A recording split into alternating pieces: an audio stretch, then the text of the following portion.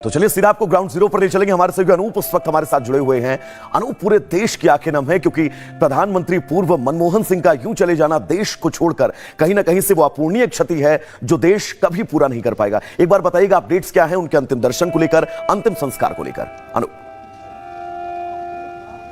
बिल्कुल वैभव, जैसा आप कह रहे हैं बिल्कुल वैसा ही, क्योंकि आर्थिक सुधारों का जनक मनमोहन सिंह को कहा जाता था और कहा जाता था कि देश ने जिस तरक्की के प्लेटफॉर्म को छुआ था वो उनकी शुरुआत थी। इकोनॉमिक तौर पर वो बहुत स्ट्रांग थे, राजनीतिक सलाहकार के अलावा वो बड़े अर्थशास्त्री के रूप में उनकी पहचान थी। मैं ठीक इस वक्त देखिए मोतीलाल नेहरू जो जनपद में 3 नंबर का जो मकान है जो उनको आवंटित था, ठीक उसके सामने खड़ा हूं। कल रात से जैसे उनका पार्थिव शरीर 1 बजे यहां पहुंचा, उसके बाद तमाम लोगों का आना जाना शुरू हो गया था। हालांकि कांग्रेस CWC की बड़ी बैठक होने वाली थी तो तमाम लोग बेलगावी में थे, लेकिन प्रियंका गांधी यही थी। सबसे पहले प्रियंका गांधी यहां पहुंची, उसके बाद उन्होंने सारी तैयारियों का जायजा लिया और उसके बाद करीब रात 1 बजे, जी हां 1 बजे मनमोहन सिंह का पार्थिव शरीर यहां लाया गया। तब से अंदर ही पार्थिव शरीर को रखा गया है, पूरी तैयारी की जा रही है और कहा जा रहा है कि कल यानी कल शनिवार को उनका अंतिम संस्कार किया जाएगा, लेकिन कांग्रेस की तरफ से आधिकारिक घोषणा की जाएगी। 7 दिन का राजनीतिक शोक भी रखा गया है और आज तमाम जो केंद्र के सरकारी कार्यक्रम है उनको रद्द कर दिया गया है। और जो बात आप कह रहे हैं वैभव, बिल्कुल वैसा ही, क्या पक्ष क्या विपक्ष तमाम नेता जानते हैं कि मनमोहन सिंह के साथ उनके रिश्ते कितने मधुर थे। एक सरल सौम्य अगर किसी राजनेता की पहचान के तौर पर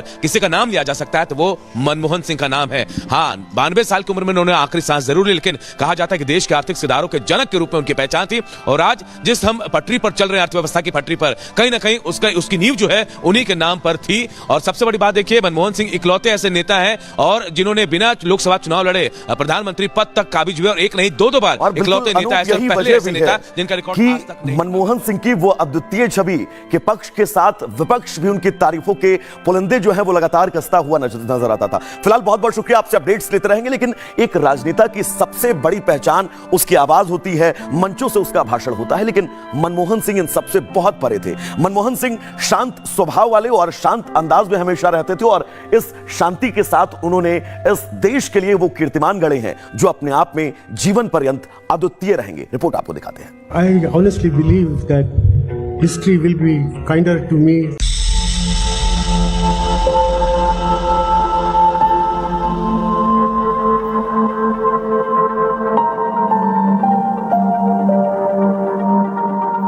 हिंदुस्तान में आर्थिक सुधारों के सबसे बड़े शिल्पकारों में से एक डॉक्टर मनमोहन सिंह ने दुनिया को अलविदा कह दिया, मगर उनके शानदार काम, जबरदस्त करियर और जोरदार नीतियों ने भारत की आर्थिक सेहत को हमेशा मजबूती दी। सलाहकार से लेकर देश के प्रधानमंत्री के तौर पर उनके शब्द भले ही कम बोले हों, मगर उनका काम हमेशा बोलता रहा।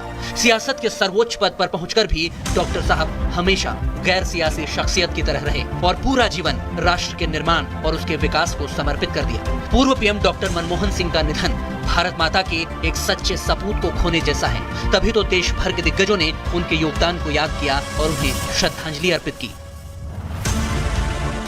प्रधानमंत्री पद पर 10 साल जिन्होंने बहुत अच्छा काम किया था वो डॉक्टर मनमोहन सिंह जी, जिनका एम्स अस्पताल में निधन हो गया है। डॉक्टर मनमोहन सिंह जी को मैं हार्दिक आदरांजलि अर्पित करता हूँ। राजनीति में ईमानदारी क्या होती, कोई उनसे सीखे। मैंने उनसे जैसा ईमानदार व्यक्ति नहीं देखा। सच में डॉक्टर मनमोहन सिंह के योगदान को हम भुला नहीं सकते। I think it's a huge loss for the country. Doctor Manmohan Singh ji के निधन पर बहुत ही अफसोस हुआ। मेरे ख्याल में देश के पहले प्रधानमंत्री थे जो इकोनॉमिस्ट, उनको कभी भुलाया नहीं जा सकता। भारत ही नहीं, दुनिया उनकी काबिलियत की कायल है। सबसे ज्यादा उनके काम का डंका तब बजा जब वो भारत के वित्त मंत्री बने और नरसिम्हा राव सरकार के दौरान उन्होंने देश की बंद अर्थव्यवस्था को खोल दिया, जिसे आर्थिक उदारीकरण का दौर कहा जाता है। विदेशी निवेश और उदारीकरण के दम पर भारत की आर्थिक सेहत सुधारने में उनका बहुत बड़ा योगदान है। डॉक्टर मनमोहन सिंह के कई साहसिक फैसलों के दम पर ही कभी सोना गिरवी रखने की नौबत से निकलकर भारत की GDP ग्रोथ बढ़ी और मुद्रा भंडार भर गया। करीब 50 साल से ज्यादा वक्त तक डॉक्टर सिंह ने भारत की आर्थिक सेहत को बढ़ावा देने के लिए काम किया। उनकी उपलब्धियों और कामों की फहरिस्त बहुत लंबी है, मगर मुख्य रूप से जिक्र किया जाए तो डॉक्टर मनमोहन सिंह 2004 से लेकर 2014 तक यानी 10 साल तक 2 बार देश के प्रधानमंत्री रहे। करीब 33 साल तक वो देश के उच्च सदन यानी कि 6 बार राज्यसभा के सदस्य बने। 1991 से लेकर 1996 तक वित्त मंत्री रहकर उन्होंने बड़ा रोल प्ले किया। 1982 से 1985 तक वो भारतीय रिजर्व बैंक के गवर्नर रहे। 1976 से 1980 तक रिजर्व बैंक के डायरेक्टर के तौर पर कामकाज किया और उससे पहले भारतीय वित्त मंत्रालय के सचिव भी रहे। वो वित्त मंत्रालय के मुख्य आर्थिक सलाहकार रहे तो उससे पहले विदेश व्यापार विभाग में आर्थिक सलाहकार की भूमिका भी निभाई। इसके साथ ही उन्होंने देश में योजना आयोग के उपाध्यक्ष और यूजीसी के चेयरमैन के तौर पर भी बखूबी काम किया। यानी इंदिरा गांधी के कार्यकाल से लेकर मोदी के दौर तक डॉक्टर सिंह ने भारत की आर्थिक नीतियों पर काम किया और उन्हें सुधारने के लिए अपना बहुमूल्य योगदान दिया। शायद इसीलिए एक बार नवंबर 2022 में केंद्रीय मंत्री नितिन गडकरी ने कहा था कि आर्थिक सुधारों के लिए देश डॉक्टर मनमोहन सिंह का हमेशा कर्जदार रहेगा।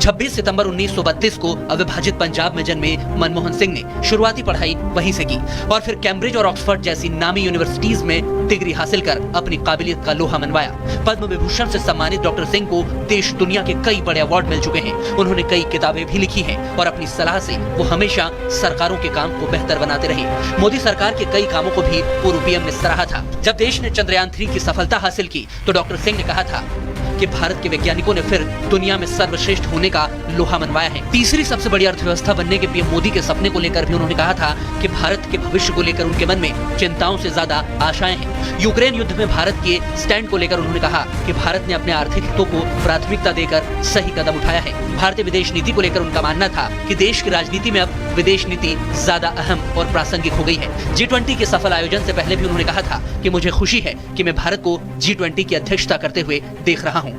हालांकि उन्होंने कई बार सरकार को चेतावनी भी दी, लेकिन उनकी मंशा गैर राजनीतिक ही रही। तभी तो पक्ष हो या विपक्ष, हर खेमे में उनके चाहने वाले हैं। सियासी विरोधी भले ही उनकी नीतियों पर सवाल उठाते रहे हों, क्योंकि यूपीए सरकार में भ्रष्टाचार के भी कई आरोप लगे, घोटाले हुए, मगर उनका दामन बेदाग रहा। निजी तौर पर उनके खिलाफ कोई गड़बड़ी का सवाल ही नहीं उठता।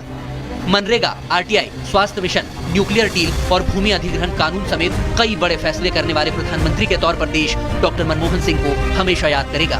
सियासी उतार चढ़ाव और आरोप प्रत्यारोप के बावजूद हमेशा कम बोलने वाले, सौम्य और गंभीर व्यक्तित्व के धनी डॉक्टर सिंह ने 92 साल की उम्र में दुनिया को अलविदा कह दिया। भारत की आर्थिक नीतियों पर सबसे सशक्त आवाजों में से एक आवाज खामोश हो गई, मगर इतिहास में उनके कीर्तिमान हमेशा गूंजते रहेंगे और भारत हमेशा ही डॉक्टर मनमोहन सिंह का कर्जदार रहेगा। Bureau report, Republic Bharat. तो चलिए दर्शकों, आगे बढ़ेंगे और अब बात जिस खबर की करेंगे, यकीन मानिए उस खबर को देखकर सुनकर आप चौंक जाएंगे। मेरे ठीक पीछे ये चमचमाती हुई BMW कार आपको नजर आ रही होगी और ये कार इस शख्स की है। दरअसल महाराष्ट्र का रहने वाला ये शख्स, जिसकी सैलरी मात्र 13,000 रुपए महीने की थी, लेकिन इस शख्स के जो शौक थे वो करोड़ों के थे और कैसे इसने अपने इस शौक को अंजाम देने के लिए बड़ी ठगी को अपना सबसे बड़ा हथियार बनाया, इस रिपोर्ट के जरिए आपको बताते हैं।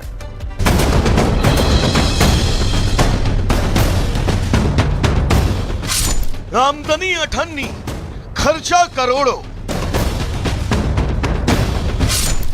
महिला मित्र के लिए 4 BHK फ्लैट, हीरे जड़ा चश्मा। BMW वाले 13,000 से मिलिए।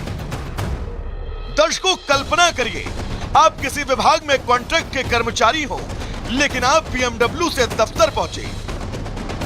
कल्पना कीजिए, आप अपनी गर्लफ्रेंड को एक पॉश इलाके में 4 BHK फ्लैट गिफ्ट कर दें। थोड़ा कल्पनाओं के घोड़े को और तेज दौड़ाइए और सोचिए कि आपका उठना बैठना, खाना पीना, आपकी सामान्य दिनचर्या एक करोड़पति जैसी हो जाए।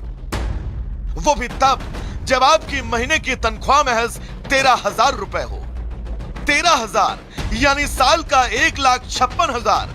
10 साल की कमाई बिना खर्च किए अगर जोड़ें तो 15,60,000, जिसमें कितनी BMW आप खरीद सकते हैं, आप खुद कल्पना करिएगा।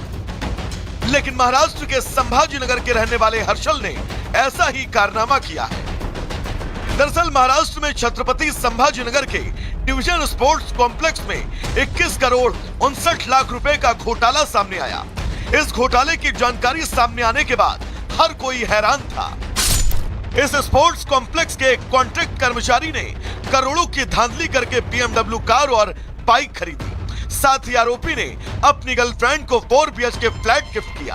आरोपी ने अपने साथी के साथ मिलकर स्पोर्ट्स कॉम्प्लेक्स से इंटरनेट बैंकिंग के जरिए यह हेरफेर की है। बताया जा रहा है कि आरोपी कर्मचारी हर्षल कुमार कॉन्ट्रैक्ट पर कंप्यूटर ऑपरेटर का काम करता था और उसकी सैलरी महज 13,000 रुपए थी। 21.59 करोड़ रुपए के मामले में मुख्य आरोपी हर्षल कुमार फिलहाल फरार है और पुलिस उसको तलाश रही है। लेकिन पुलिस ने हर्षल के साथी यशोदा